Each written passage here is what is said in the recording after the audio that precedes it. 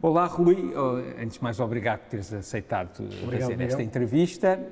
Nós começamos a entrevista sempre da mesma maneira, que é uma pergunta que eu já estou a começar a ficar um bocado farto, mas para já vou continuar, que é, se tu tivesses que aplicar à sociedade um mandamento, pode não ser o do Moisés, pode ser um teu, qual é que era o mandamento que tu, na sociedade contemporânea, gostavas que fosse aplicado?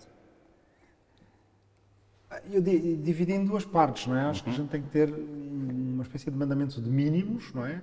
E outro mais de máximos, ou mais ideal.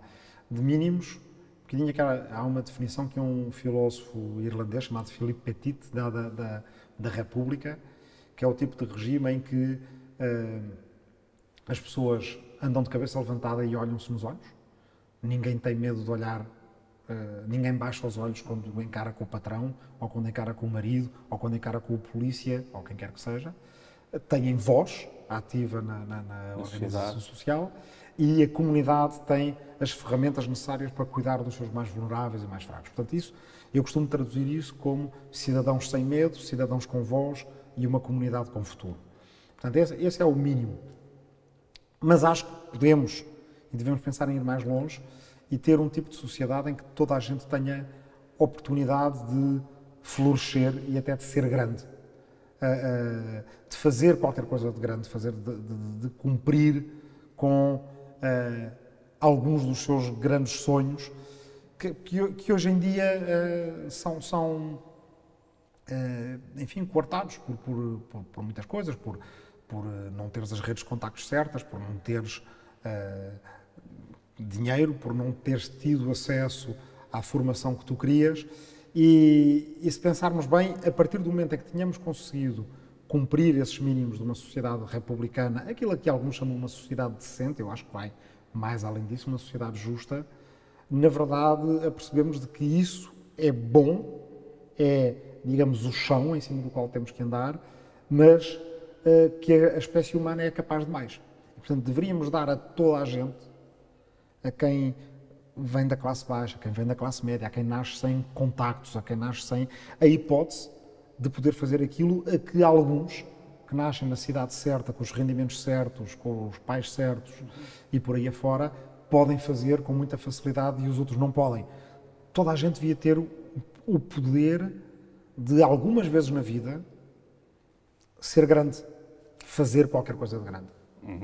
Nós já vamos voltar a esse assunto, que acho que é um assunto super contemporâneo, mas antes queria falar um bocadinho, perceber como é que aparece o teu sentido ideológico, como é que é formado, não é? De onde é que tu vens, o que é que tu estudaste e quando é que tu, pela primeira vez, tu sentiste a maneira como pensas o mundo, que naturalmente é diferente da como pensas agora, ou não sei, mas como é que esse processo acontece?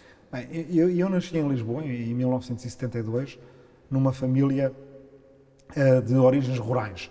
Vem toda a gente, pais, avós, bisavós, trisavós e por aí afora, com raríssimas exceções.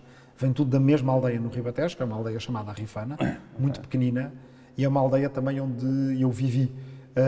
Embora ainda nasceste lá? Não, eu nasci cá, mas depois nós voltámos para lá duas vezes, mais ou menos prolongadas, períodos de 1 ano e meio, 2 anos, em duas fases diferentes da minha vida, que foram importantes, ali por volta dos 4, 5 anos e depois por volta dos 8, 9. E depois, quer dizer, aquilo, o coração e a cabeça dos meus pais estava completamente virado para a aldeia e, portanto, nós, os 5 filhos, eu sou o mais novo de 5, também, portanto, estávamos sempre lá, todos os fins de semana íamos lá, era preciso cuidar das coisas lá, porque havia animais lá, porque havia uns pedaços de vinha lá, que eram um bocadinho a menina dos olhos do meu pai. O meu pai queria fazer vinho e fazia vinho. Havia um lagar velhinho que ainda existe, está desativado, que era de uns avós, e isto tudo numa aldeia que é uma aldeia pequena, em que toda a gente tem um minifúndio muito mini, toda a gente tem, digamos, 1 hectare. E, portanto, não há latifúndio ali, mas as pessoas vivem muito ligadas à terra. Acresce isso que nós aqui em Lisboa vivíamos num bairro chamado Bairro Lopes, em frente ao cemitério do Alto São João. Era um bairro popular, para não dizer pobre, e portanto, as vistas largas da aldeia e o poder andar na rua e o poder correr era muito mais agradável. E portanto fui muito marcado por essa vivência na aldeia e pelos períodos que fiz lá a escola primária, uma parte dela. E isto é uma aldeia de esquerda, no Ribatejo, mas uma aldeia que chegou a ser uma das aldeias que tinha mais votação no Partido Comunista, só comparável com Baleizão no Alentejo, que era a terra da Catarina Eufémia. Eu tenho tios que foram sindicalistas, tenho um tio que esteve preso em Caxias e Peniche, e portanto, quando eu tinha 2 anos, deu-se o 25 de Abril, e portanto as minhas primeiras memórias são daquela fase muito politizada da vida portuguesa. Logo a seguir ao 25 de Abril. Logo a seguir ao 25 de Abril, a gente brincava na rua e se zangava com outro miúdo na rua, chamava-lhe fascista. Eu lembro, o primeiro jogo de futebol que eu me lembro de ver foi o Argentina-Holanda, da final do Campeonato do Mundo de 78, numa televisão a preto e branco, não se distinguia, mas eu gostei do nome Argentina e decidi que estava pela Argentina. E a Argentina ganhou, e no fim, os outros miúdos, lá num largo da aldeia que se chama o Largo da Além, que é o largo principal, tem um nome muito bonito, que é o Largo da Além, os outros miúdos mandaram-me pedradas e chamaram-me fascista, que foi a coisa que me magoou mais. Portanto, este é o tempo. E depois, há 2 experiências que me marcam, 2 memórias que me marcam mais à frente, que eu recupero mais à frente, mas que têm a ver com a infância. Uma delas é ter percebido, aí por volta dos meus 11 anos, já aqui em Lisboa, ia fazer o ciclo preparatório. Eu tinha um dos meus melhores amigos na minha turma, era um rapaz que vinha de uma família com um perfil completamente diferente. Era uma família monárquica, CDS, e um bocadinho daquele estilo que mais à frente nós viremos a reconhecer no Miguel Esteves Cardoso, bem, e até no Paulo Portas, mas principalmente no Miguel Esteves Cardoso. Portanto, aquela família de direita conservadora, monárquica, mas culta e cosmopolita ao mesmo tempo.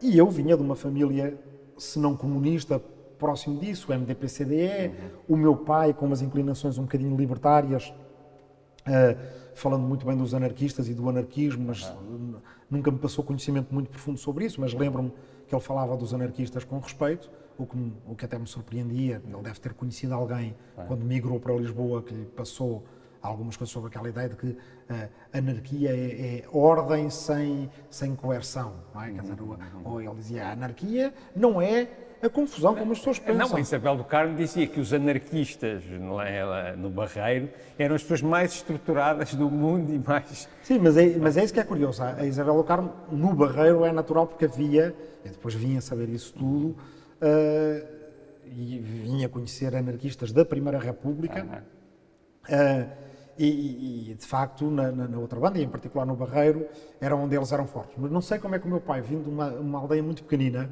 que nessa altura já era mais dominada pelo PCP, embora o PCP nunca tenha tido ali sede, mas enfim, era mais... E aliás, creio que o meu pai chegou a ser militante do PCP, mas quando migrou para Lisboa, ou teve algum colega no sindicato, ou houve alguém que lhe disse aquelas coisas que são um bocadinho típicas do pensamento anarquista, que é a anarquia não é desordem, a anarquia é ordem sem coerção, é o grau mais alto da organização e por aí afora. Mas isso foi muito mais tarde. O que é curioso, quando eu conheci, era a história que eu estava a contar, o tal rapaz monárquico, eu estava completamente convencido, até mais pelos meus irmãos, isto tenho 9, 10 anos, é antes de começar a pensar politicamente, os meus irmãos adotavam aquelas teses de que o marxismo era científico e tudo o resto não era científico, e, portanto havia uma inevitabilidade da história, a história havia de nos dar razão, por aí afora. E há um momento em que eu me apercebo, aliás, há uma colega da nossa turma, que eu nunca mais vi, mas uma rapariga que se chamava Isabel, nunca mais me esqueço até hoje, que me diz, porquê é que tu tens tanta certeza? E isso foi desencadeador de um questionamento. A seguir, pensei nesse rapaz, no Manel, com quem eu fazia o jornal da turma e que nos dávamos também, bem, ele é monárquico e é de direita, porque ele nasceu numa família monárquica e de direita. Claro. Essa era a maneira que eu tinha de dizer, bem, coitado, ele não sabe bem. Mas agora pensando bem, espera aí, eu também nasci numa família comunista e de esquerda. Será que é isso que eu sou exatamente e que eu quero ser. Passado 1 ou 2 anos, depois, e outras conversas do mesmo género, isso gerou um despertar meu político, de certa forma, ainda muito introspectivo, numa biblioteca, que infelizmente já não existe naquele sítio, que é a Biblioteca Municipal da Penha de França, e portanto não muito longe do meu bairro e das escolas onde eu andava, onde eu comecei a pedir tudo sobre política. E a ideia era fazer um bocado, quase como naqueles campeonatos de caricas que a gente fazia quando é miúdo, e tenta que seja justo. Quer dizer, mas depois no fim ganha sempre a equipa que a gente gosta, não é? Ganha sempre Portugal, ou no meu caso ganhava sempre o Benfica, mas um gajo faz um campeonato até ali, até o último minuto, justo, consigo mesmo, não é? A jogar com as caricas dos dois lados. E eu fiz isso, pedi livros sobre comunismo, sobre capitalismo, sobre social-democracia, sobre anarquismo, sobre fascismo, assim com um bocadinho, com um frémito, assim, um certo desconforto, porque, quer dizer, imagina que eu agora começo a gostar de uma coisa de direita. Pai, depois chego a casa e tenho de comunicar aos meus pais, mãezinha, paizinho, não é? Afinal, agora sou reacionário. Quer dizer, não ia correr, não ia correr bem e eu não queria desapontar os meus pais, mas o que aconteceu foi uma coisa curiosa. Uns dos tipos que, à exceção do meu pai, eu sempre tinha ouvido tratados com mais menosprezo pelos marxistas mais tradicionais, irmãos, amigos de irmãos, tios, etc., eram os anarquistas. Os anarquistas eram supostos ser os socialistas utópicos. Eram supostos ser os tipos que não eram científicos, os tipos que tinham sido derrotados, porque, coitados, tinham sido dizimados dos dois lados, do lado fascista e do lado stalinista, e, portanto, eram os tipos que nem valia a pena considerar, porque não tinham um gênio como o Marx, nem uma Bíblia como o Capital. E, pelo contrário, aqueles textos que eu li, pá, aí com 13 anos, não compreendendo tudo, do Proudhon, uma biografia do Tolstói, que é um tipo de anarquismo pacifista cristão, que eu li ainda antes de ler qualquer romance do Tolstói. Depois li textos do Bakunin, que eram muito entusiasmantes, mas um bocado... Eu sempre tive uma tendência radicalmente pacifista, e, portanto, desconfortáveis pelo lado agressivo do Bakunin. Mas o anarquismo tinha esse lado interessante, que era, não havia um Papa, não havia um Marx e não havia uma Bíblia. Havia uma constelação de autores e autoras, que depois, mais à frente, começa a conhecer também, a Emma Goldman, ou outras até, que, quer dizer, a Mary Wollstonecraft, de certa altura, mas só a conheci muito mais tarde, a Louise Michel, e, portanto, começas a perceber que, no fundo, aquilo é um diálogo em que ninguém tem completa razão, em que, se calhar, o próprio anarquismo, enquanto tal, não dá as respostas todas, mas faz umas perguntas que eu nunca tinha visto feitas. Porque, em geral, em todos os outros textos de política que eu lia, para me tentar educar, a grande pergunta era: como é que deve ser o poder? Quem é que deve mandar? Devem mandar os trabalhadores ou devem mandar os que sabem mais, ou os mais sensatos, ou a aristocracia, ou o povo, ou por aí afora? E os anarquistas punham a pergunta, nomeadamente o Proudhon, que era de facto um tipo genial desse ponto de vista: vamos lá fazer o exercício. É preciso que alguém mande?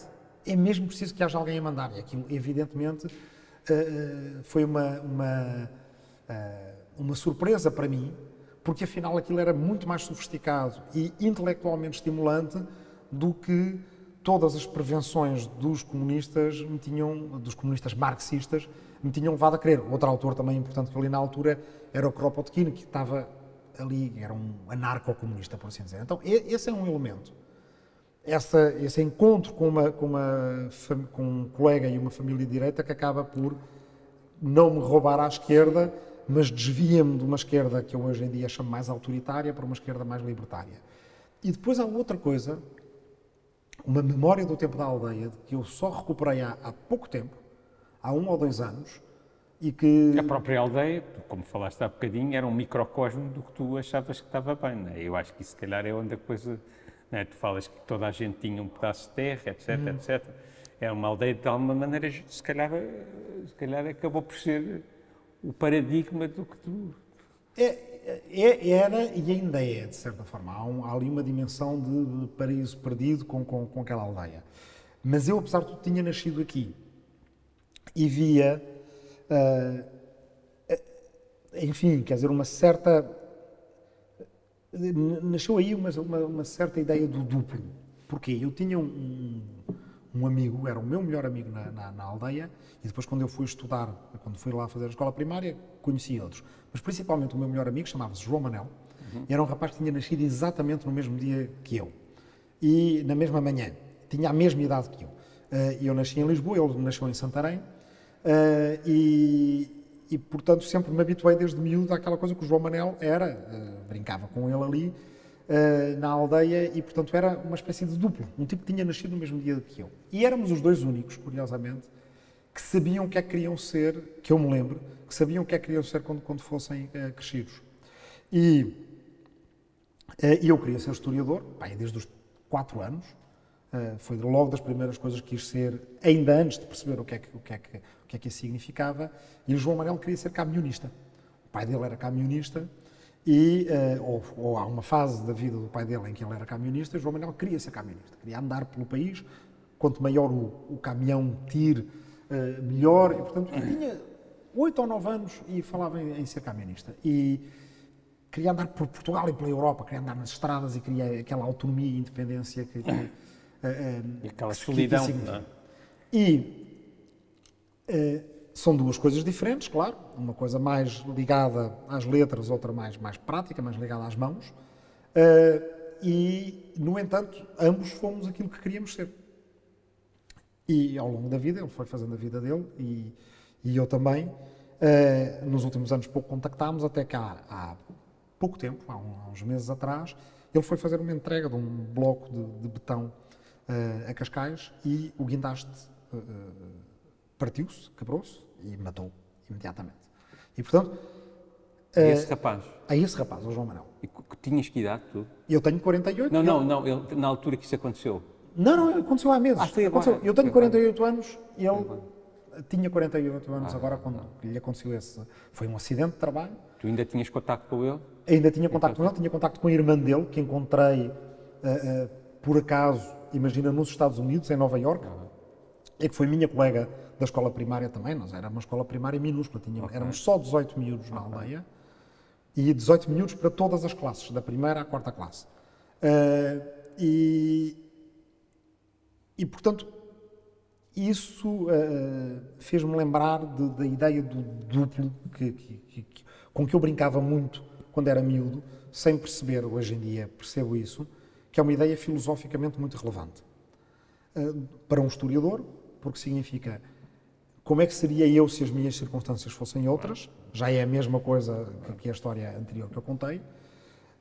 Por outro lado, agora com esse lado mais trágico de eu e outro, meu amigo de infância, vivemos exatamente os mesmos dias na Terra durante 48 anos. Porque a primeira manhã que vimos foi a mesma manhã para os dois, a primeira noite que passou foi a mesma noite para os dois, portanto, 24 horas sobre 24 horas, eu e aquele meu amigo, o João, os mesmos dias, horas, minutos, segundos, até há poucos meses, aí fiquei só eu.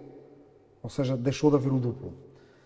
Mas eu, quando era miúdo, não só por causa dessa coisa, da coincidência temporal, de ter alguém nascido no mesmo dia, mas mais da coincidência espacial, eu tinha uma brincadeira, que é essa, que só me relembrei há pouco tempo, que era, eu punha-me lá na aldeia, era de facto, era pequeno, tinha eletricidade há poucos anos, mas já tinha eletricidade, portanto, ou seja, eu só me lembro da aldeia com eletricidade, mas à noite era escuro e era, enfim, como se fosse quase uma ilha fechada para si mesmo, era a última aldeia da estrada.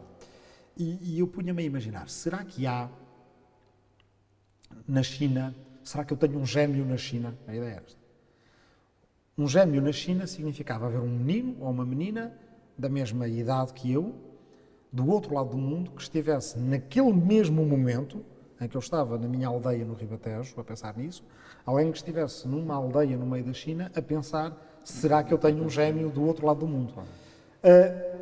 Isto, se calhar, é uma brincadeira, um pensamento que muitas crianças fazem consigo mesmas e devem fazer, porque eu aqui há uns tempos relembrei-me que era uma brincadeira que eu fazia comigo, relembrei-me no meio de uma conversa com várias outras pessoas, uma espécie de um exercício de equipa, havia aí umas 20, 30 pessoas, e falei nisso e comecei a ver várias pessoas a acenar com a cabeça.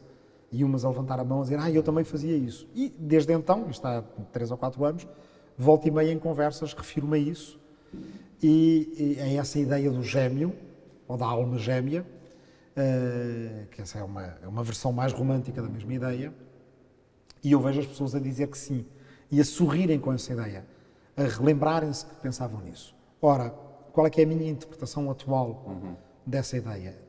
Não é a ideia romântica da alma gêmea, pode ser, é uma das declinações desta ideia, é uma ideia mais moral ou política de os outros, no fundo, o que está por trás disto é o cérebro é uma máquina, o cérebro humano é uma máquina universal.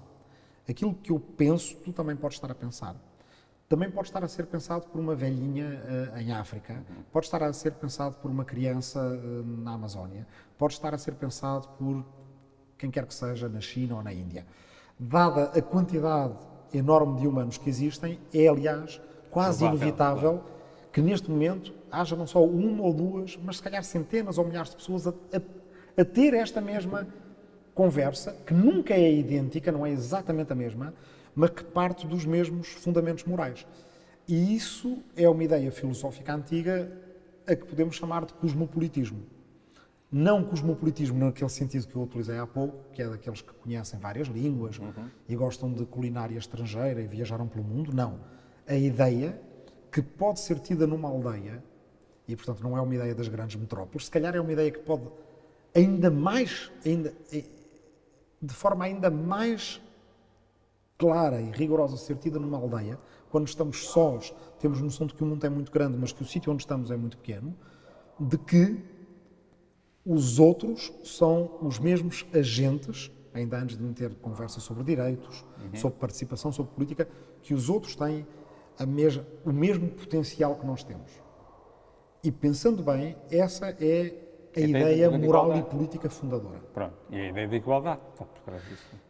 É fundadora para a ideia de igualdade, mas é fundadora para a ideia de liberdade também, mas é fundadora para a ideia de fraternidade, de solidariedade, de responsabilidade, a ideia moral que nós encontramos em muitos sistemas, em muitas tradições filosóficas e religiosas, da idade axial, ou seja, ali do 5º, 6º século antes de Cristo, é a ideia de que o outro é radicalmente semelhante a nós, mesmo sendo radicalmente diferente. A ideia é essa que se opõe aos vários tribalismos, sectarismos e nacionalismos. Com certeza, mas então como é que tu depois, em segundas núpcias, qual é que é o teu projeto para resolver isso? Depois sabes que a influência, a parte genética tem lá uma parte, mas depois a parte cultural é determinante. E tu, como tu mesmo estavas a dizer, tu cresceste numa determinada família e és o Rui desta maneira. E aquele teu colega tinha nascido noutra, porque eu acho que o que também é determinante na nossa posição ideológica é a maneira como tu sentiste o mundo no princípio, não é? E eu vejo isso, por exemplo, sei lá, o Daniel Oliveira, ele nasceu numa família claramente do PC, e teve ali uma formação super ortodoxa, não sei o quê. E eu acho que mais do que a parte racional da formação dele, que foi passada pelos pais e pela família, é a maneira como ele sentiu as coisas. O Miguel Morgado, por exemplo, dizia-me, ao contrário de coisas, eu era de Setúbal, eu já estava aquela merda sempre de esquerda, sempre a azucrinarem-me a cabeça no liceu e não sei o que mais. Portanto, eu acho que a maneira como tu sentes no princípio determina-te completamente ideologicamente. A maneira como tu estavas a falar da tua aldeia, no princípio agora da entrevista, era com amor e aquilo eu acho que é completamente determinante a maneira como tu sentes o mundo, e depois realmente tu vais à procura de aprender de uma forma racional um caminho, mas que eu acho que a cabeça é muito determinado pela maneira como tu foste sentindo o mundo. Sim, não tenhas a menor dúvida de que, embora muito desvalorizado pela teoria e pela prática política, os sentimentos são a nossa infraestrutura política, na verdade. Claro, Portanto, quando eu te estava a contar aquela a história do duplo tem muito a ver com a nossa necessidade de conexão com o outro, não é? Claro. E isso é, em primeira análise, emoção. Nós somos, em primeiro lugar, animais de memória, que é a maneira como nasce a nossa consciência, ou seja, de facto, só com memória é que tu tens todas as outras operações da razão, inclusive a imaginação, inclusive as tuas emoções, porque lembras-te hoje daquilo que foste ontem, lembras-te hoje do trauma que tiveste antes, não é? Isso é válido para os humanos, penso que é válido para vários animais também, para os humanos é válido de uma forma muito expressiva, porque depois temos memória coletiva, memória institucional e por aí afora. Contamos histórias acerca de nós mesmos, não só individualmente, mas como sociedade. E eu acho que isso é muitíssimo de valorizar.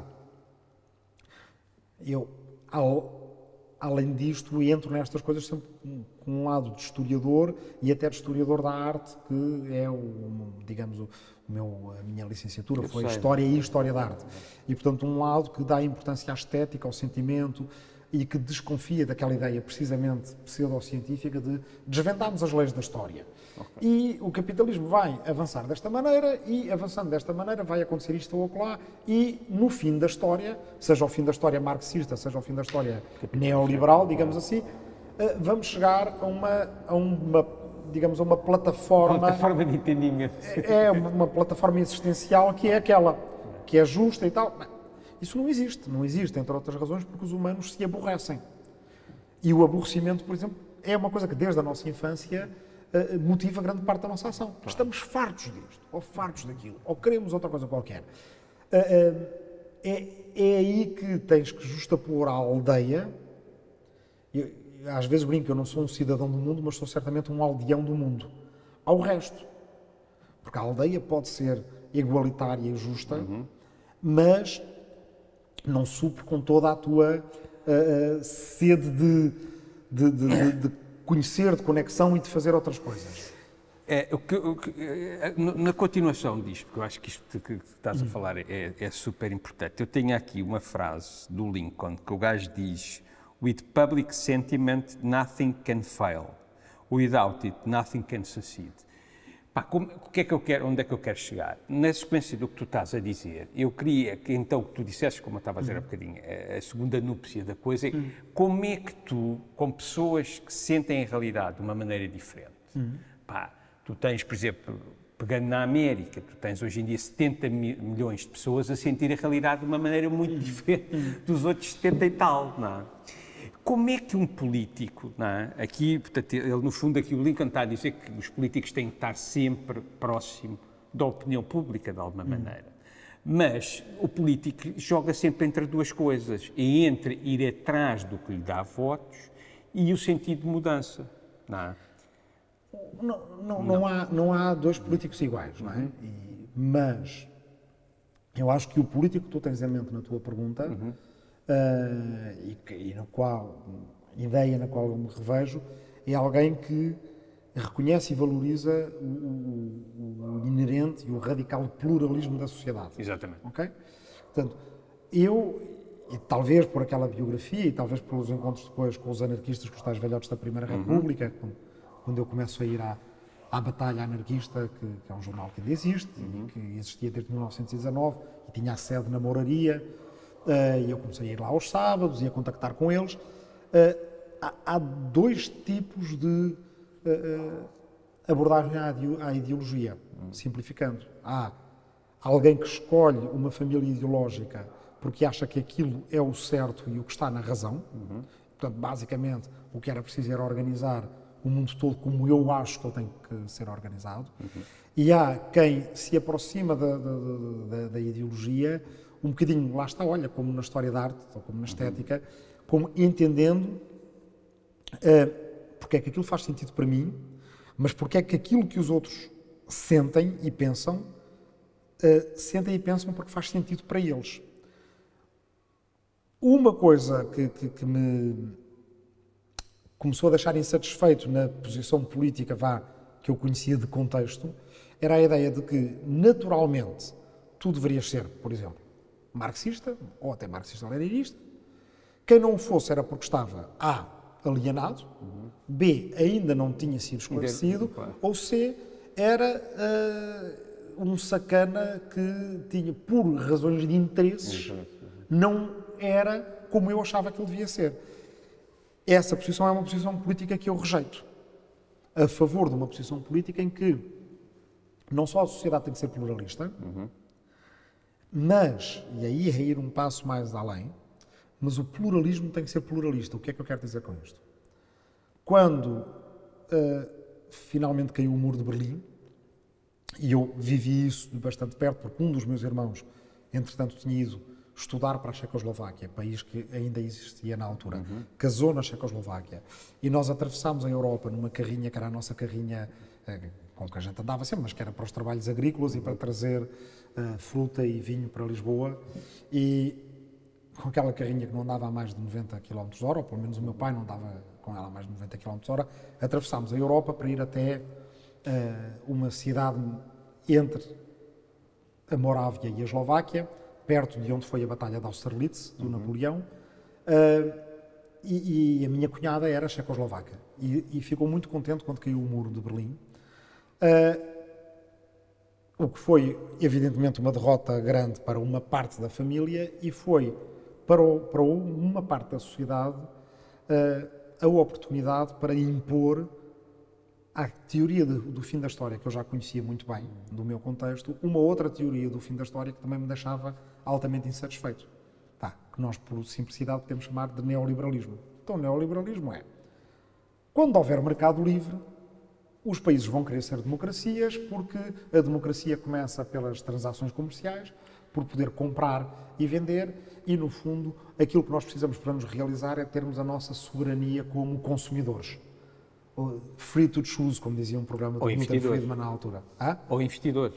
Ou investidores. E, basicamente, também era o outro fim da história. A história acaba daquela outra maneira. E eu estava desconfiado daquilo que me vendiam sobre um fim da história da outra maneira e não comprei o que me vendiam sobre o fim da história da outra maneira. Porquê? Porque, no fundo, o pluralismo neoliberal é pouco pluralista. Porque pressupõe o pluralismo, mas o pluralismo só dentro de um paradigma que é o paradigma do mercado. Ou seja, o pluralismo deles tem à mesma um princípio organizador único. E tu, para seres pluralista, tens que pressupor que o pluralismo social só pode viver com vários princípios organizadores ao mesmo tempo. Ou seja, o pluralismo tem que ser pluralista. E isto parece uma coisa muito abstrusa, mas na verdade tem realizações muito concretas. Grande parte dos erros doutrinários do século XVIII para a frente, em que tu tens ideologias, filosofias no iluminismo, no liberalismo do século XIX e noutro tipo de declinações ideológicas no século XX e XXI, tem a ver com... Tu tens doutrinas até que pressupõem a liberdade e que pressupõem o pluralismo. Mas acham que é a liberdade delas que deve ser, basicamente, adotada pelos outros, e quando encontram aquela estranheza de que os outros não adotaram a sua versão da liberdade, acabam por ter que lhe impor. Vemos isso, por exemplo, com um dos problemas do republicanismo em Portugal, que é no tipo de imposição do laicismo. Não é? Quer dizer, para sermos livres não podemos ter a Igreja às costas e, portanto, se as pessoas não se emancipam sozinhas, nós vamos lá e damos uma ajuda, expulsando os jesuítas, etc.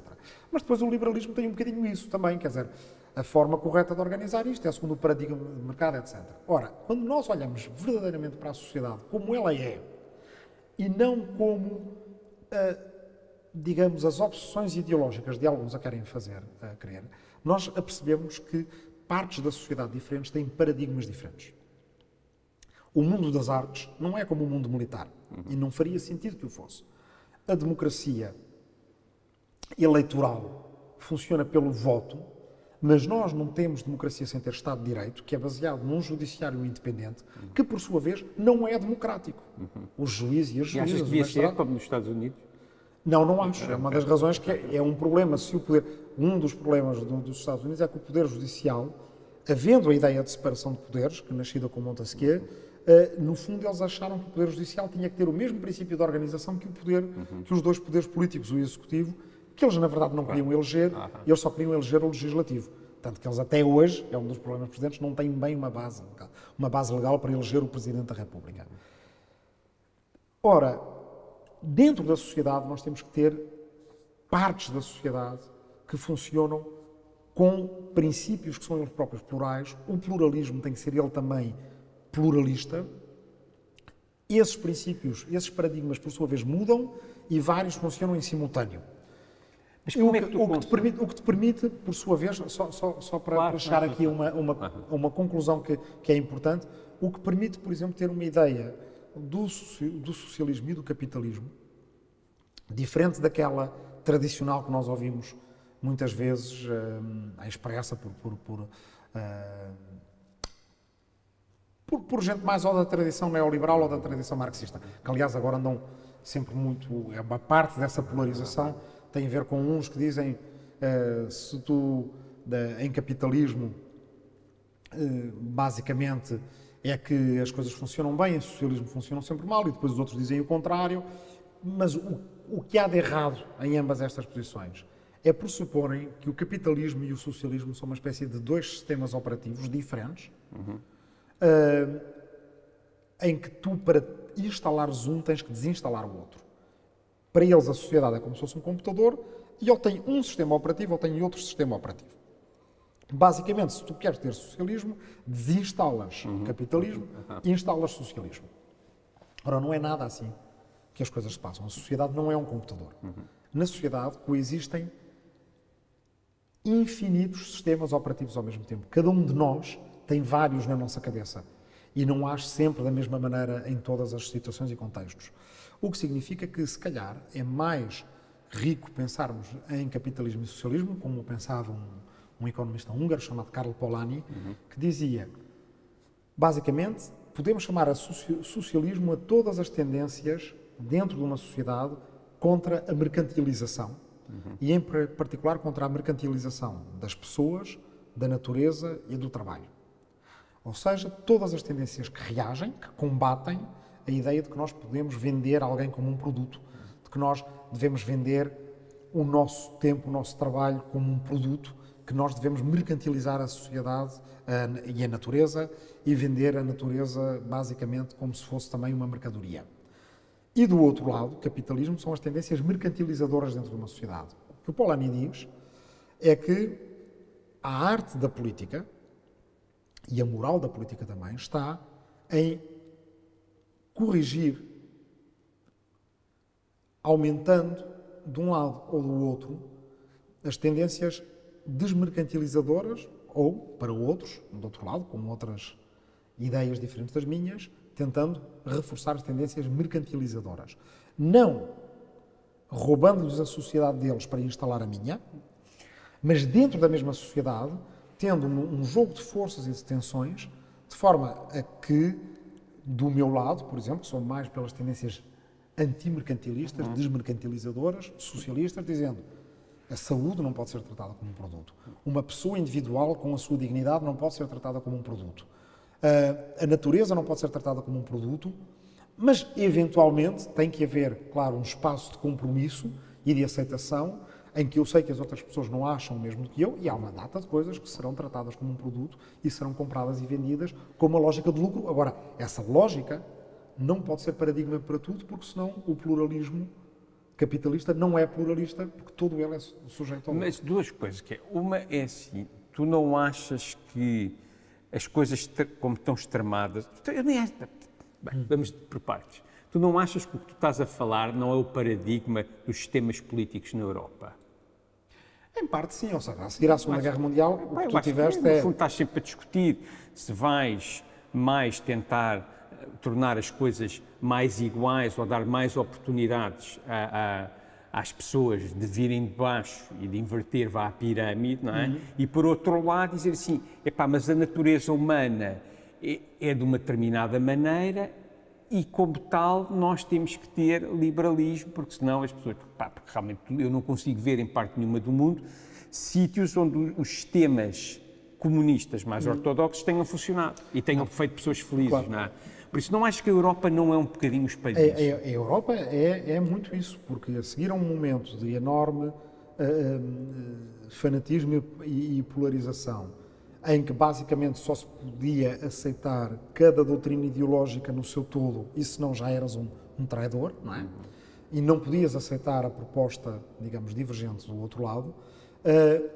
A seguir à Segunda Guerra Mundial, o que tu construíste foi uma coisa que basicamente foi feita num consenso entre sociais-democratas e socialistas, democratas cristãos, liberais e até comunistas, como os eurocomunistas italianos. E na Itália é muito claro que o Partido Comunista, mesmo não estando no poder, inclusive às vezes tendo mais pontos de contacto com a democracia cristã do que com outras famílias políticas, não é? No tempo do Aldo Moro, por exemplo, naquela fase do compromisso histórico,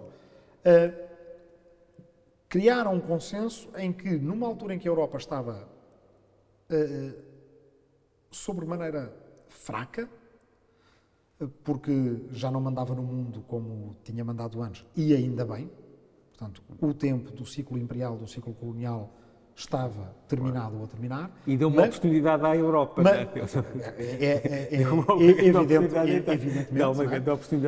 E ao mesmo tempo tens uma Europa dividida com dois tutores, Estados Unidos e União Soviética, cada um do seu lado. E, portanto, na Europa, que tinha alguma margem de manobra, começou-se a criar precisamente essa visão de compromisso que a gente aqui fala, que é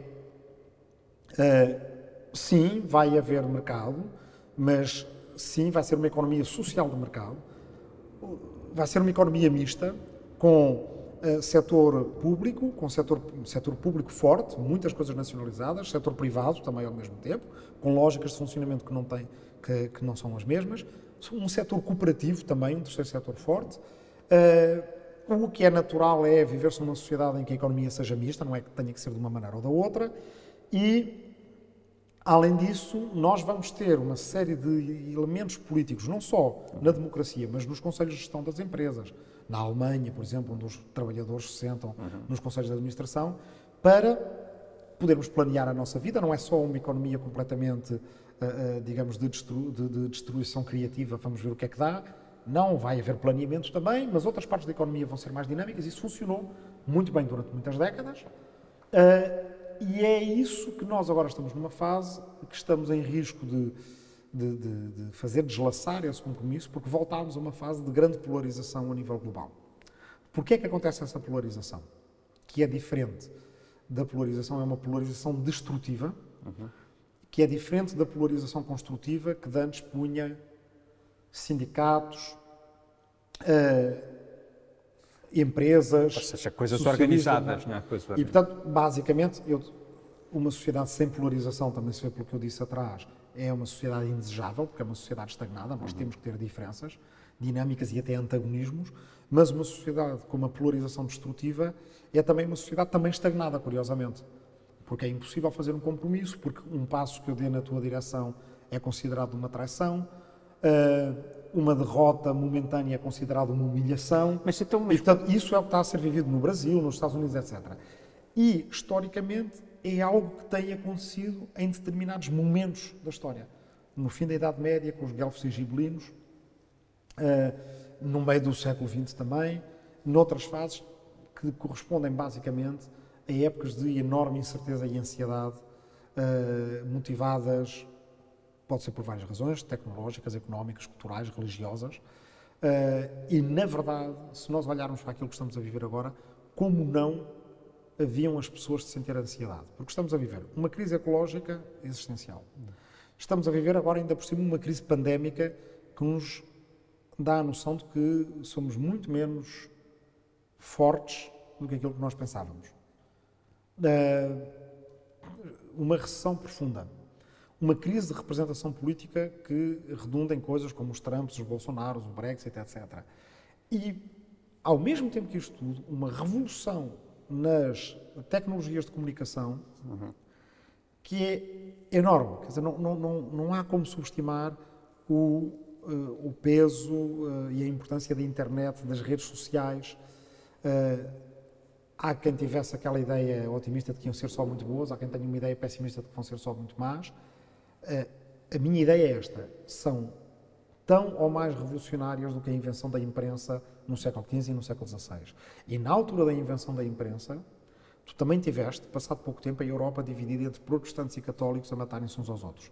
Ou seja, demora tempo até que a gente consiga digerir esta revolução comunicacional e consiga, basicamente, sermos mais nós que a utilizamos a ela do que ela a utilizarmos a nós. E, portanto, com todo esse contexto, é claro que é inevitável que tu tenhas uma enorme polarização que é diferente e que quebra até com as antigas. Não é só esquerda-direita, não é só nacionalista, cosmopolita, não é só autoritário e libertário, mas tem esta dimensão cultural, identitária, massas contra elites, mas depois de várias maneiras, com várias declinações. E basicamente é um bocadinho, muitas vezes penso nessa polarização que havia na Idade Média, dos guelfos contra os gibelinos. Era uma coisa, eles só sabiam que havia um enorme antagonismo, rivalidade, sectarismo na Itália daquela altura. E depois tiveram que inventar uns nomes para aquilo. Não é? E é um bocadinho isso que nós estamos. Eu acho que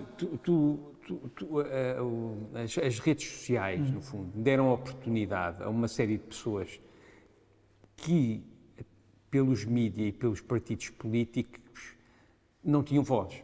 Não tinham voz. Não é? E a gente nem... E as pessoas cosmopolitas e não sei o quê, quase nem sabiam que existiam, ou sabiam que existiam, mas desconfiavam que não era tão grande como a gente agora vê que é, não é? Tu tens, para não ir sempre para o exemplo americano, tu tens o exemplo inglês, não é? Que era uma sociedade democrática, constitucional, tudo impecável, não sei o quê, democrática há não sei quantos anos, e de repente dizes, espera aí, mas isto afinal, está tudo por arames. E tudo, há 5 anos, não é há 10, há 5 anos, não, ali não racha, é à prova de bala. E de repente tu dizes, olha, afinal não é à prova de bala. O que é que quer dizer com isto? Estas pessoas, de alguma maneira, não estavam a ser representadas, porque elas têm uma visão do mundo muito diferente, não é? Como é que tu resolves este problema? Porque a questão é tendo uma posição paternalista e dizendo, olha lá, vocês acham que estão enganados, é a porrada, porque isto é um problema contemporâneo, estás a ver? E a solução para isto é a sobrevivência quase da humanidade, não é? Sim, repara, eu ainda tive professores... E tu és político, portanto, tens ideias sobre o que é que tu... Se tu fosses presidente, agora, se fosse o Joe Biden, não é?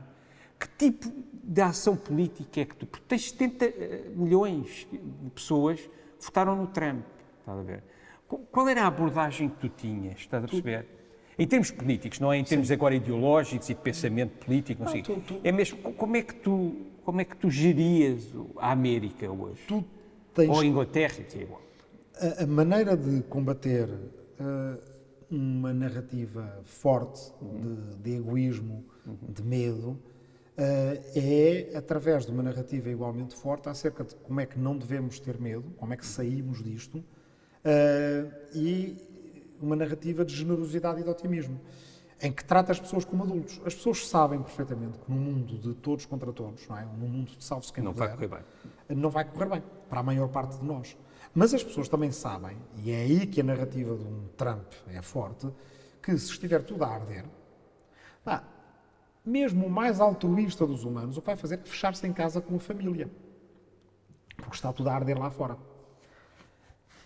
E, curiosamente, é aí que muitas vezes as narrativas, digamos, o discurso progressista da esquerda, mas mesmo dos liberais mais no sentido histórico, não desses liberais que começaram a aparecer agora, mas dos liberais mais políticos, falha, é na ideia de que,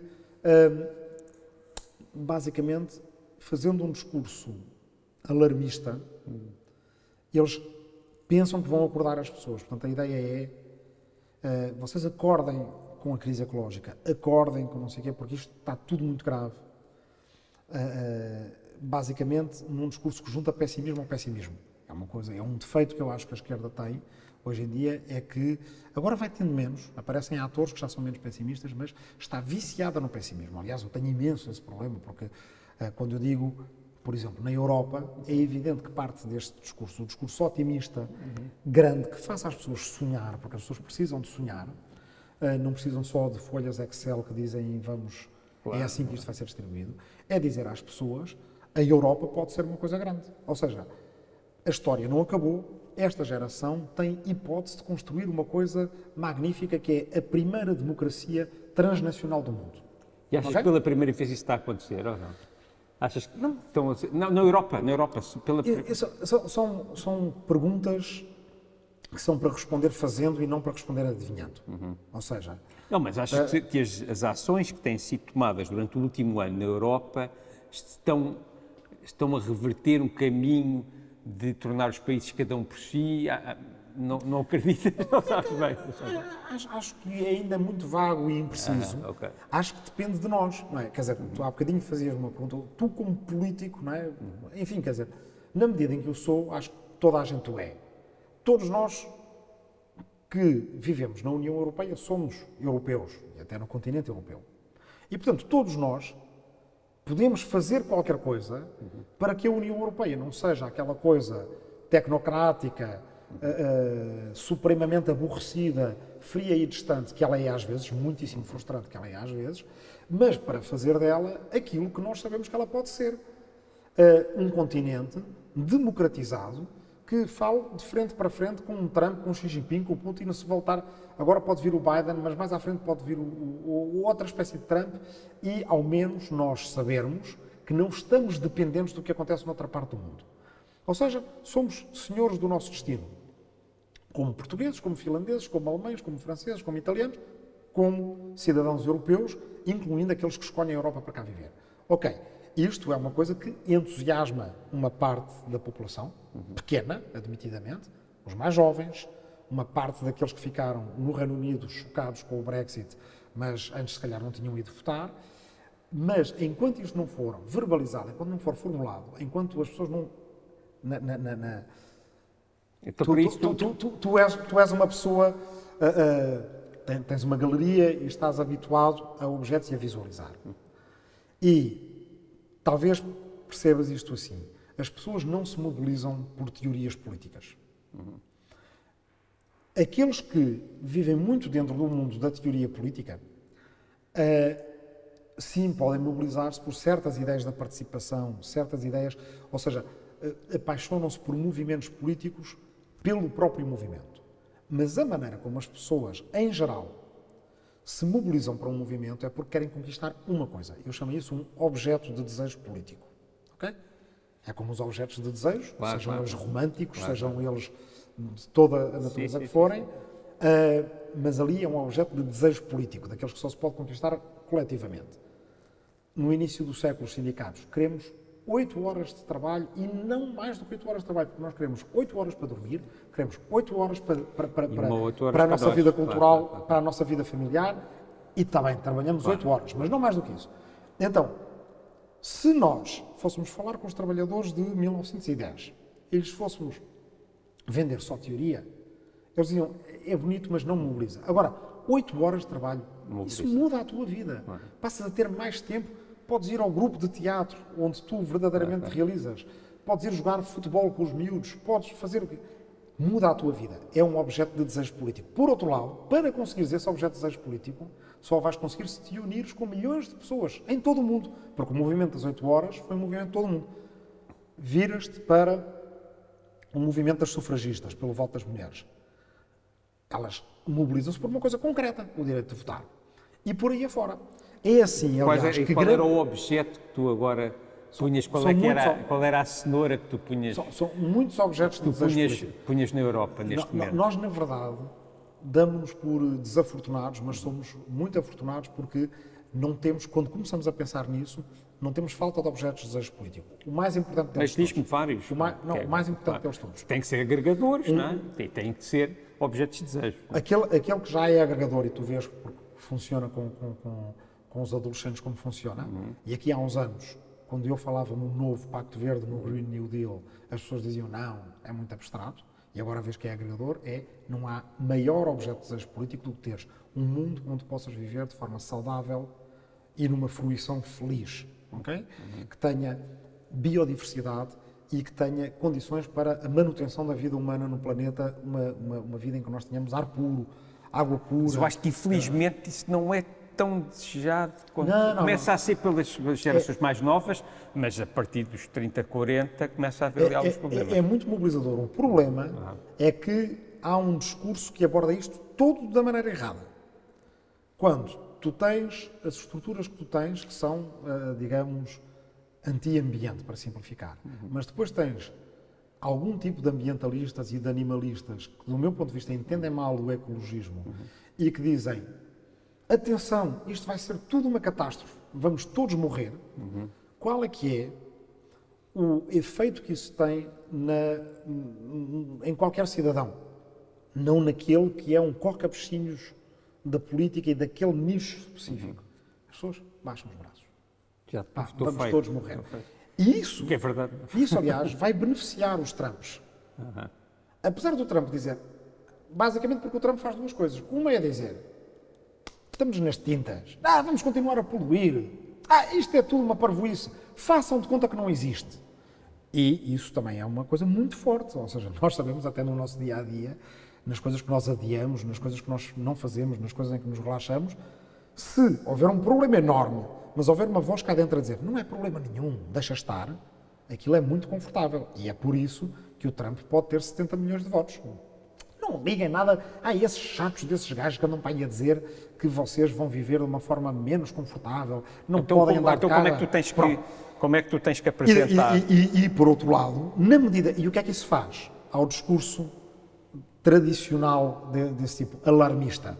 O que faz é eles dizer: não, que horror, é pior ainda do que nós imaginávamos. Mas com isso estão a reforçar aquela ideia que está tudo a arder lá fora. E com isso estão indiretamente, sem se darem conta disso, estão indiretamente a reforçar o egoísmo.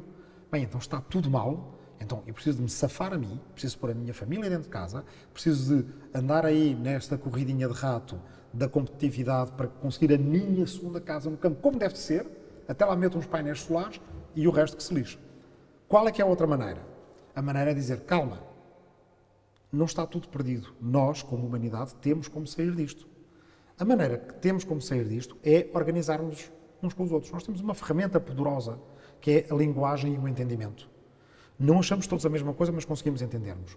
Conseguimos entendermos que se houver aquilo que nós já fizemos no passado, porque já fizemos nos investimentos a seguir à Segunda Guerra Mundial, já fizemos durante a Grande Depressão com o New Deal nos Estados Unidos, isto funciona, já funcionou no passado e funciona agora, nós vamos pôr dinheiro num grande investimento público que o ecologista diz vai baixar em não sei quantos graus a temperatura do planeta, e entende isto de um ponto de vista global, mas o velhinho ou a velhinha da esquina em Lisboa, na rua, vai entender, vão mudar os vidros das minhas janelas para isto isolar melhor, vão pôr um novo sistema de aquecimento e refrigeração no meu prédio, que é mais amigável ao ambiente.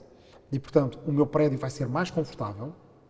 E, portanto, não é verdade o que andam a dizer dos ecologistas, que é os ecologistas querem que eu viva pior. Pelo contrário, estes ecologistas estão-me a dizer que eu vou viver com menos frio no inverno, e aqui em Portugal é horrível, passa-se muito frio no inverno, muito calor no verão, e ao mudarem então o isolamento da minha casa, ao refrigerarem e aquecerem a minha casa de uma forma mais eficaz, dão emprego ao canalizador, ao carpinteiro, ao vidraceiro, ao engenheiro, ao arquiteto, em vários tipos de profissões, das mais às menos qualificadas, e, entretanto, ao resolver a crise ecológica, também resolves a crise económica e social, porque aí tens outro objeto de desejo político, que é emprego, segurança, estabilidade. Mas quem é que vai fazer isso? É a economia normal? É por ordem do Estado? Não é a mobilização, é o Estado, mas também somos nós a exigir ao Estado, não é? Mas isto... exigir à sociedade só. Ao fazer uma coisa que já funcionou no passado, não é? Quer dizer, um grande plano de investimentos, só que este é com o objetivo não só de empregar gente, embora vá empregar muita gente e com bons empregos que pagam bem, mais objetos de desejo político, mas ao mesmo tempo vai salvar o planeta, que é outro enorme, grande objeto de desejo político.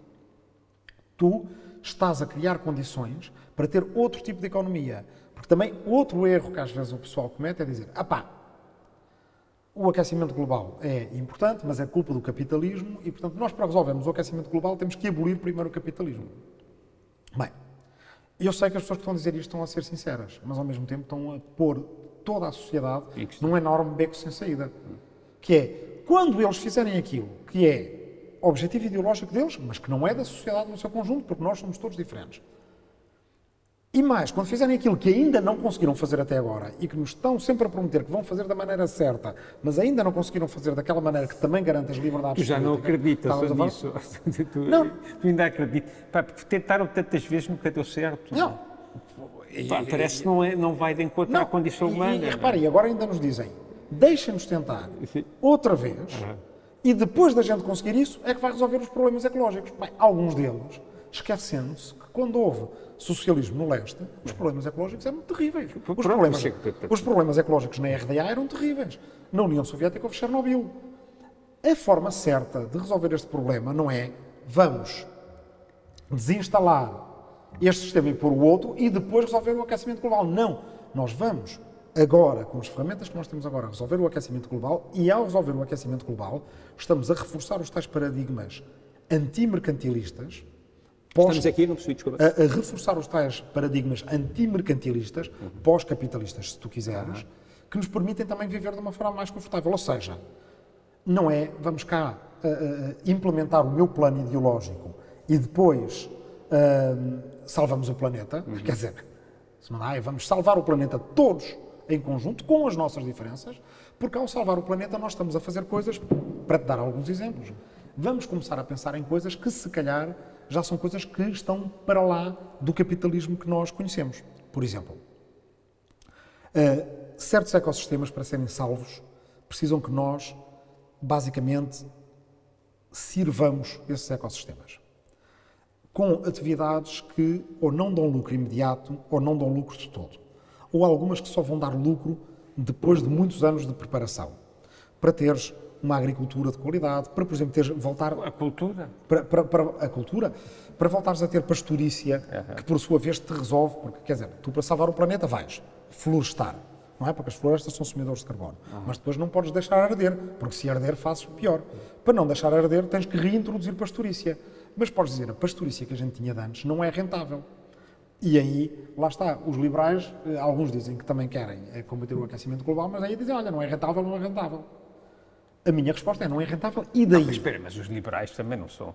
Há muitos liberais, e há liberais que não são super radicais, que conseguem perceber que se há pessoas mais de esquerda que percebem que o mercado tem que ser livre, também há pessoas mais de direita que acham que deve haver educação pública, etc, etc. Não é? Sim, está bem, mas também... que tem que se investir, mas neste problema ecológico, que tem que haver dinheiro investido sem retorno. Mas Miguel, repara, também no retrato que há bocado fizemos do marxista-leninista anticapitalista, que acha que primeiro é preciso abolir o capitalismo só para salvar o planeta, também em boa medida estávamos a simplificar, e eu aqui estou a simplificar também.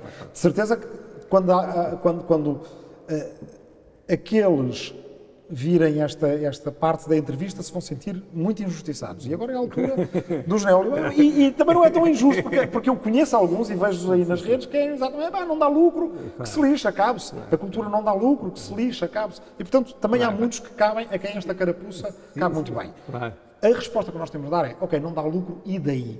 Nós precisamos à mesma de florestar, manter as florestas, e para isso precisamos de pastorícia. Pode ser que com um plano bem feito, e com um tipo de vida diferente, com uma ocupação do território diferente, e talvez não precisando de encomendar tudo aquilo que nós temos em cima da mesa do outro lado do mundo, estas atividades daqui a 10 ou 15 anos venham a ser rentáveis. Mas mesmo que não venham a ser rentáveis, elas ajudam-nos a salvar o planeta, precisamos delas por isso. Cultura. Outro objeto de desejo político de que é preciso começar a falar. Se estamos a pensar num mundo que se vai alterar radicalmente, inclusive com uma coisa de que não falámos até agora, que é a inteligência artificial e a automação, que vai ter um impacto enorme nas nossas vidas. Nós não podemos deixar cairmos na mesma situação que eu vi no meu concelho de origem, na Azambuja, quando a Opel saiu da Azambuja. Quando a Opel saiu da Azambuja, deixou o desemprego, não é? Eu penso muitas vezes, então, e quando a Auto Europa sair de Palmela?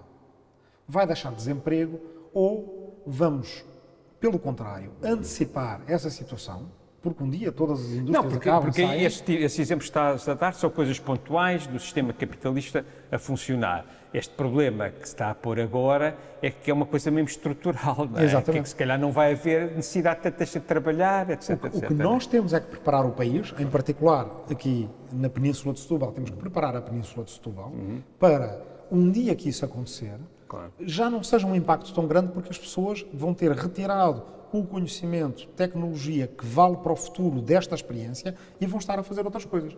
Portanto, lá está, mais uma vez, dizer às pessoas, em vez de terem medo, que vêm aí os robôs, e hoje o nosso trabalhador é obrigado a competir com o trabalhador chinês. E, na verdade, já com o vietnamita, na verdade, já com o birmanês, na verdade, já com de certos países africanos. Marroquino, claramente. Por salário, com o marroquino, por salários cada vez mais pequenos, sem direitos sindicais, sem direitos com trabalho infantil, por aí afora. Imagina quando a competição não for com outros humanos que ganham indignamente e que trabalham longas horas e que põem crianças a trabalhar, mas a competição for com robôs que não se cansam, que não se fartam, que fazem a mesma coisa milhares de vezes, etc. Nós temos duas hipóteses. Ou nos tornamos escravos como os robôs, se aceitarmos esses termos dessa competição, ou então temos que nos preparar para fazer outro tipo de coisas.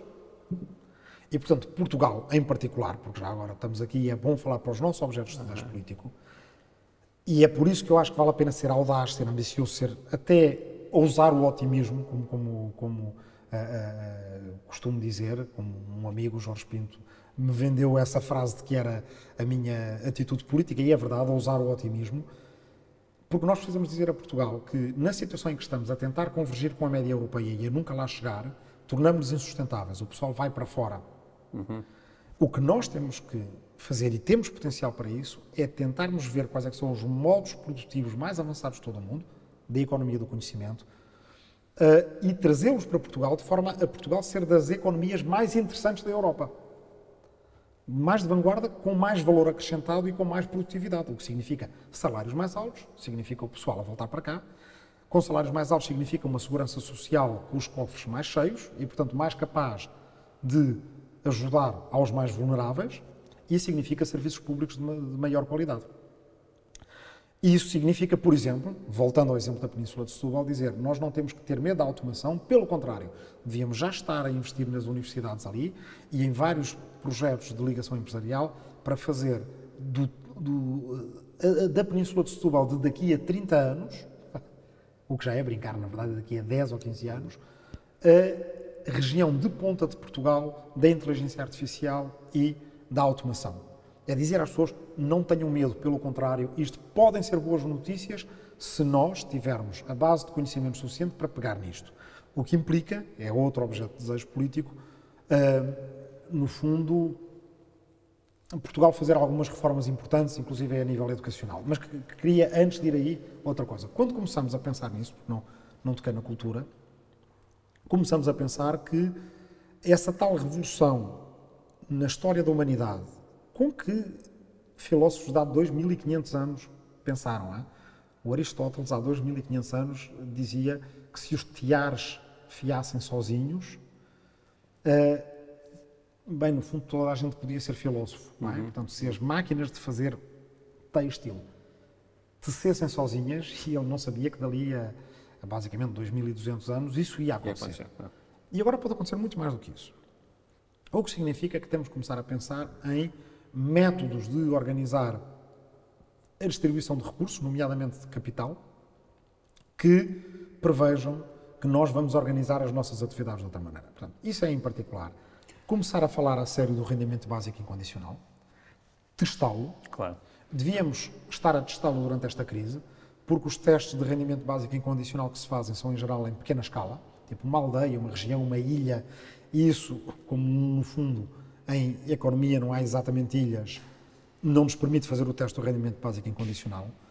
E agora, durante a crise, termos tido um rendimento básico incondicional de emergência permitia-nos resolver dois problemas ao mesmo tempo. Um problema moral, que é a pobreza e até a miséria que aí anda e que vai aumentar. E que podíamos erradicar. E que podíamos, pelo menos durante 2 anos, impedir que fosse tão grande que, no fundo, vai acabar por criar uma sociedade doente. Mas, ao mesmo tempo, durante este ano da pandemia, 2 anos, enfim, o tempo que tivesse de durar no rendimento básico incondicional de emergência, dava-nos uma imensidão de dados para podermos olhar para a economia pós-pandémica e dizer como é que isto funcionou. Isto foi bom para o resto do Estado Social ou foi mau? As pessoas procuraram um emprego à mesma ou desistiram de trabalhar? Quais é que foram os efeitos? Porque pode ter, e nós nisto temos que ser, quer dizer, basicamente empiristas, temos que experimentar e ver o que é que dá. Há uma tese que nos diz que, ao dares um rendimento básico incondicional às pessoas, as pessoas começam a ter condições de poder negociar melhor os trabalhos que querem fazer e não aceitar determinados trabalhos. Isso para uma economia como Portugal poderia ser importante. Sairmos da armadilha dos salários baixos. Então, esse é uma coisa que nós, ao mesmo tempo que... Mas tu não tens medo, como aconteceu em Inglaterra, no tempo do Blair, que qualquer pessoa conseguia ter dinheiro praticamente sem fazer nada? Fala-se muito que houve uma degradação da sociedade por isso, pelo menos os liberais falam disso. Quer dizer, não tem... Porque eu tinha amigos que trabalhavam em Londres e até uma amiga que trabalhava na NHS, e que dizia que havia imensa gente que lhe aparecia lá, cheia de problemas, alcoolismo, drogas, tudo e mais alguma coisa, e que realmente não tinham necessidade nenhuma de trabalhar. Porque há duas coisas. Não achas que isso pode acontecer isso, se introduzires um sistema desses? Há um problema, digamos, de implementação política que no Reino Unido é um bocadinho diferente e que, aliás, mas tem impactos enormes. Quer dizer, se calhar um bocadinho técnico, não vou entrar muito por aí, mas só dar um lamiré. No Reino Unido eles não têm bilhete de identidade. Okay? Isto parece que não tem nada a ver com esse assunto. Mas acaba por ter a ver porque o Reino Unido, no contexto da União Europeia, com liberdade de circulação, nunca soube exatamente quantas pessoas estavam a circular ou não. Okay? E, portanto, por exemplo, quando houve o alargamento da União Europeia a leste, muito rapidamente o Reino Unido, ao contrário de Portugal e de muitos outros países que fizeram uma fase de transição, o Reino Unido, no tempo do Blair, fez não teve transição e, portanto, aquilo teve um impacto até político grande com o alargamento a leste e as migrações para o Reino Unido, que depois, ainda por cima, por não haver esses sistemas centrais, acabaram por ser pouco controlados pelo próprio Estado e, portanto, há ali um problema técnico que eles, no fundo, não querem resolver e não sabem resolver, mas que não aconteceria noutros países. Por exemplo, na Bélgica, onde há a mesma liberdade de circulação que havia no Reino Unido, tu, se estiveres, passado uns meses, a ser um peso na Segurança Social belga e não tiveres feito contribuições, eles convidam-te a sair, porque, na verdade, só para terminar, na verdade, a liberdade de circulação na União Europeia é uma liberdade de circulação, digamos, bastante moderada, porque significa que tens direito a procurares emprego noutro país da União Europeia durante 3 meses e depois tens que contribuir para a Segurança Social desse país. Agora, esse é o problema técnico. O problema maior, e no qual tens razão, é que políticas de redistribuição e políticas de redistribuição, elas têm sempre uma concretização no espaço, não é?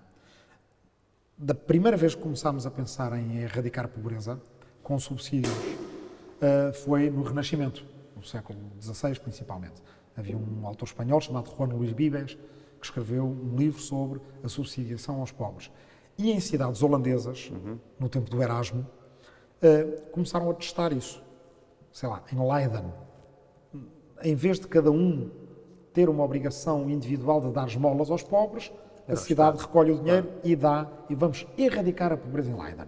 Então há um diálogo muito engraçado do Erasmo, em que põe 2 mendigos de 2 cidades holandesas a falarem um com o outro, porque as cidades, depois de fazerem isso, descobriram que tinham que fazer restrições à liberdade de circulação dentro das cidades holandesas, porque senão os pobres de Roterdão iam para Leiden, ou de Utrecht, ou do que quer que seja. E daí se percebe que as políticas de redistribuição, quanto mais larga for a esfera da sua aplicação, melhor. E, portanto, teres políticas de, basicamente, tipo rendimento social de inserção numa cidade, são inferiores a ter rendimento social de inserção num país inteiro. A mesma razão porque eu há bocado te dizia que, em relação ao rendimento básico incondicional, devias testar num continente inteiro, e porque um rendimento básico e condicional, mesmo que não seja de emergência, deve ser uma ideia no plano da União Europeia, dentro do espaço onde temos liberdade de circulação. Mas eu, quando estava a referir há bocadinho, é importante só, porque o que tu estás a falar, estás a assumir uma coisa e eu estava a falar disso, mas também de outra, que quando eu estava a falar é de ingleses, não era de polacos ou de pessoas que tinham imigrado para a Inglaterra, era mesmo ingleses que viviam desse sistema e que estavam de alguma maneira meio perdidos, desmotivados. Não só aí, tu tens... corre entre os árabes, eu não tenho isto completamente verificado, mas corre entre os árabes que um dos problemas da Líbia é que a Líbia, tendo tanto petróleo, havia também uma espécie quer dizer, toda a gente tinha facilidade em ter rendimentos, não sei se havia uma espécie como de... os países árabes. E, digamos, os otimistas com a espécie humana pensam que quando toda a gente tiver um rendimento, se toda a gente tivesse em Portugal um mínimo de 400, 500 euros por mês, e, portanto, ninguém estaria abaixo do limiar da pobreza, e nós pensamos, algumas dessas pessoas, se calhar, iriam utilizar o dinheiro para, fazer arte, não é? O que me diziam uns tipos da Liga Árabe era que, sim, mas também podes usar o dinheiro para comprar armas e para matar o teu vizinho, não é? E podes usar o teu tempo para fazer uma milícia e combater com o bairro do lado, ou seja, não vamos negar isso. É por isso que eu digo que com o rendimento básico incondicional, eu não te digo que é uma ideia, é um campo que está muito extremado em que há gente que acha que é o futuro e a única solução, e há gente que acha que vai ser horrível, vai destruir o trabalho, vai destruir a segurança social, etc. O que eu digo é que temos de ser aqui um bocadinho como o Galileu, não é? Havia uns que diziam naquela coisa das pedras, que ele foi lá mandar à Torre de Pisa, que uma pedra chegava mais cerca abaixo, ou que a pluma já...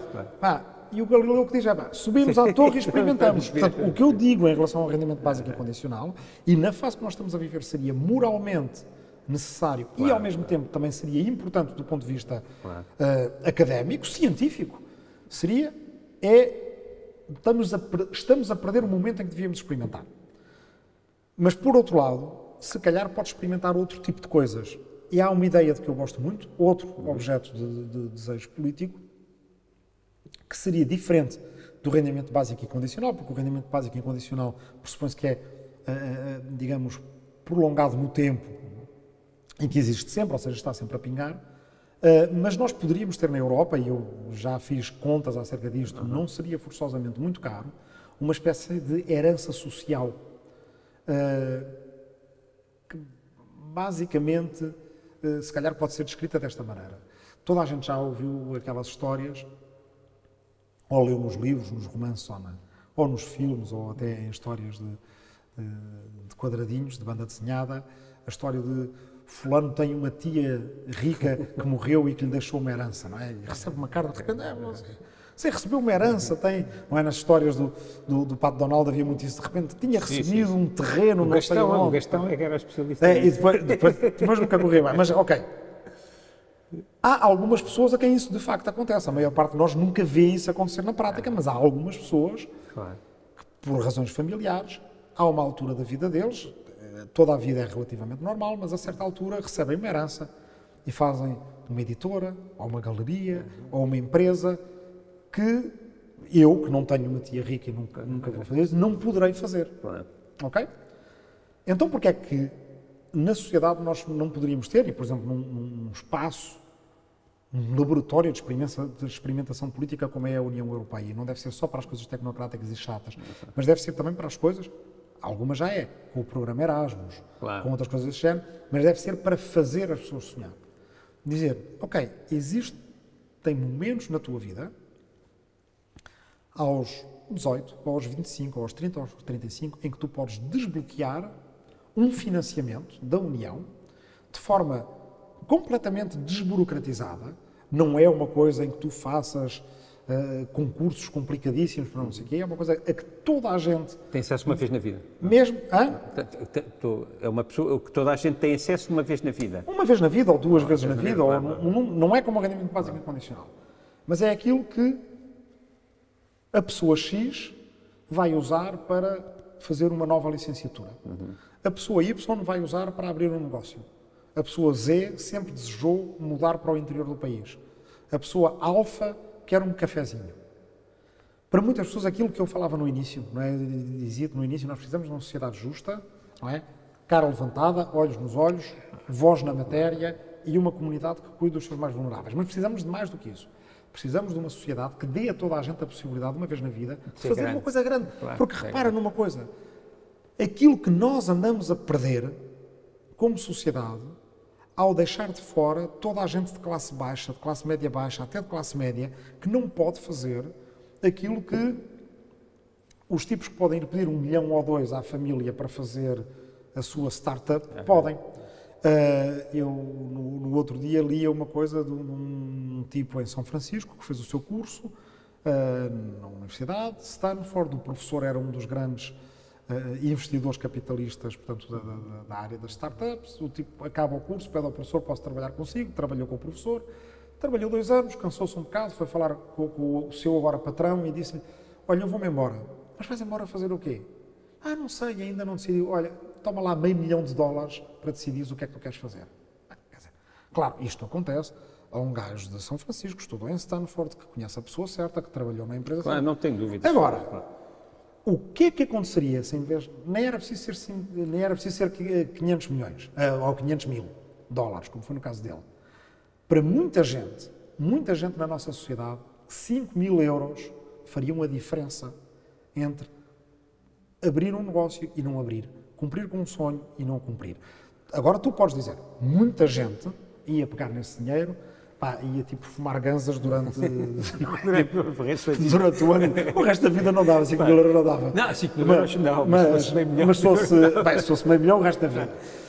Se calhar outros diriam, bem, enquanto estão a fazer isso, não estão a fazer coisas piores. Mas o que nós estamos a dizer é, claro que qualquer política pode ter sempre as suas más utilizações.